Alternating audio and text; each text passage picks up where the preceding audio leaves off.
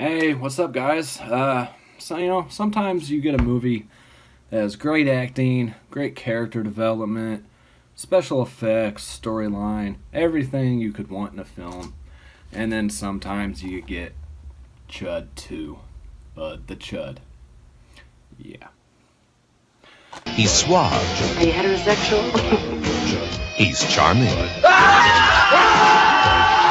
He's different. Well, he eats people. I guess that could be interpreted as personality quirk. He's Bud the C.H.U.D, a half-dead, decomposing humanoid, the result of a military experiment gone haywire. Colonel Masters, there was a reason that these creatures were kept underground. For instance, the little matter of the drug's cannibalistic side effects.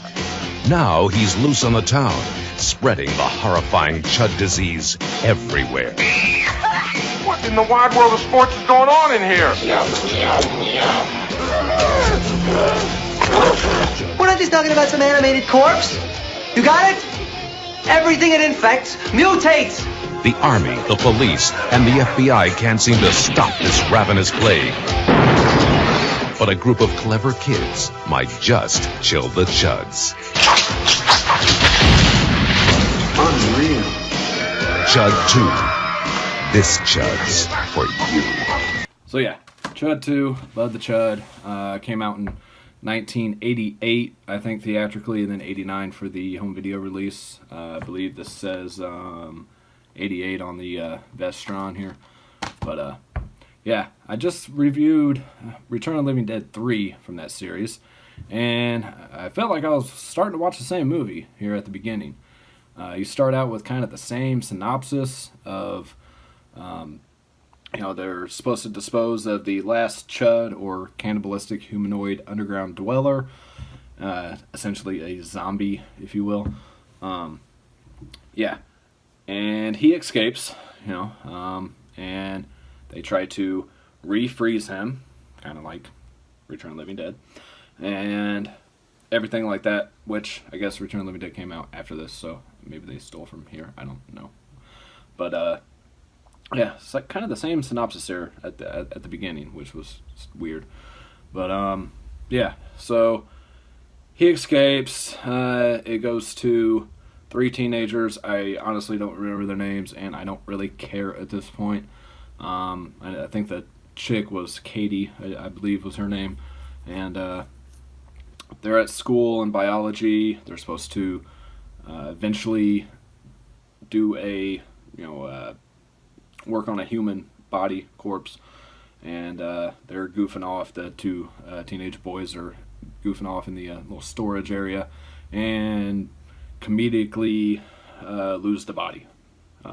This is supposed to be a horror comedy, which, I don't know, might have been funny when it came out, but everything just fell really flat for me joke-wise.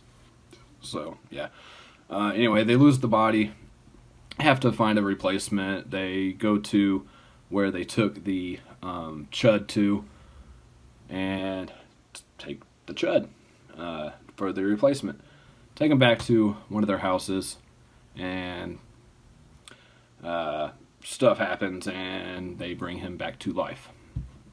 Trying not to spoil everything because you haven't seen this and you're wanting to check it out.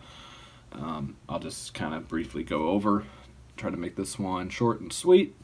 But yeah, so they accidentally bring him back to life. He's wreaking havoc all through the town that they live in and everything. Everything and everybody he bites, just like a zombie would, turns them into C.H.U.Ds as well. Bud becomes kind of the leader of this group of C.H.U.Ds in this small town. You got the military after them as well, and everything, just like, the review before this. Yeah, what else happens? You got a lot of stuff with the dog in the mailman scene, which was supposed to be over the top funny, which I kind of like that scene. That was actually kind of funny. There was a few parts that I did, chuckle at or whatever, but it's just a lot of the one-liners and stuff that they threw in here just didn't do it for me at all. Like I said, back then maybe, if I had seen it when it came out, but this is my first time watching it, so didn't really hold up too well, I guess. So yeah, they finally meet up with the teenagers, the military, and the teenagers meet up in a barn at a farm area, and they. I don't know. Anyway, so they meet up with them and everything, and next thing you know, it's like Halloween night, and they're trying to pretty much take over the whole town at this point. And people think, it's costumes and stuff like that. They are apparently able to speak somewhat and read because Bud sees a sign for a Halloween dance party. So they all crash the party, go up in there, turn pretty much everybody into chuds as well, and they come up with this great plan after another scene with their biology teacher to get them all wet and frozen and electrocute them to get rid of the whole slew of chuds that are wreaking havoc on this town. And like I say, I'm not going to give everything away, so I'm not going to say what exactly happens in that scene. But that scene was actually pretty cool. I liked the visual effects in that scene. I guess he used like fiberglass and all this stuff. I did watch the features. Wasn't as many on here as some of these releases, but it was enough for what this movie was. And I understand they didn't have hardly any of a budget at all, and I appreciate the film for what it is. I just didn't really care for it too much. It's probably just a 5 out of 10, just something to watch, to be entertained by. I really like the guy that played Bud, though. I think his name was Garrett Graham or something like that. You could tell he had a lot of fun playing this character. And like I said, there was a couple scenes that were pretty decent, but the special effects were so bad for the most part, except for, like I was saying, at that end scene with the swimming pool and everything at the high school. I did like that scene, the way it was done and everything, but yeah. So, I mean, that's pretty much the synopsis of this film. There's not a whole lot to it. There's no character development at all. You didn't care about any of the characters whatsoever, except for maybe Bud. You didn't care really about any of the teenagers and stuff like you did in Return of the Living Dead 3. I felt for Julie and all of them and stuff. They actually had something to the characters. There wasn't. It was just bland characters in here. But like I say, overall, it's just something to watch on a weekend or something with some friends, I guess, and have a good time with. But as far as being a good film, no, it's really not. It's been a long time since I've seen the original C.H.U.D, which I do have the Arrow video release of that, and I remember it being a lot better. I can't remember exactly what happens in that movie, but I know it's a serious film as opposed to this, and overall it was just a better, well-done film than the sequel here. And they do kind of... Sorry, I'm getting messages here. Okay. It does kind of leave it open for a sequel. I don't know. I didn't even look to see if there was any more after this. I can't remember off the top of my head. I don't think so. I could be wrong. But, yeah. So, yeah, C.H.U.D 2, Bud the C.H.U.D. I can't recommend this one as far as picking up this Vestron release. Of course, I have to because I'm a completionist. But, yeah, especially for, the $30 price range or whatever they come out as, this is not one I would recommend grabbing from that line unless you're like me and trying to get them all. And, if you find it for under 20, maybe add it to the collection if you're a collector. But for the most part, this is in that multi-pack thing where they released a lot of these films. I would say just watch it on there, see if you like it first, and then make the purchase based on that decision. I blind buy almost everything, so I don't know. It's like if I watch it first, I won't get around to buying it, so I just blind buy pretty much all of my movies,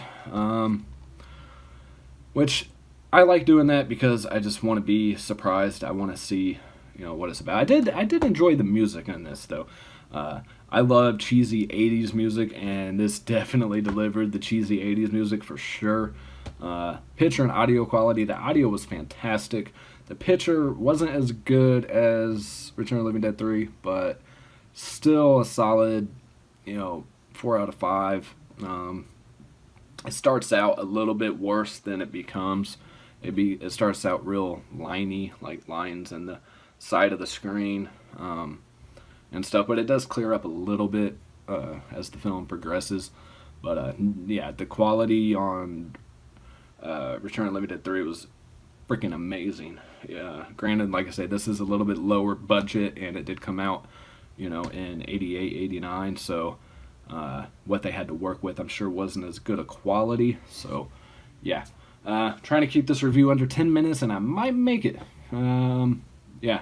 Aside from this scene I'm getting ready to leave you with is the special features and everything like that. So let me know what you guys think of C.H.U.D 2. If it's something that you grew up watching. Like I say, if I grew up watching it or something, then I'd probably have more appreciation for the film. Just being a first-time watch this day and age, it doesn't hold up like it should. Most of the... I'm going way over time now, but...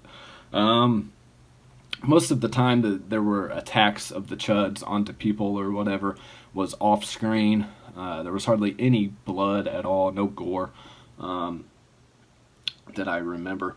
I did like the general in this as well, the leader of the military outfit.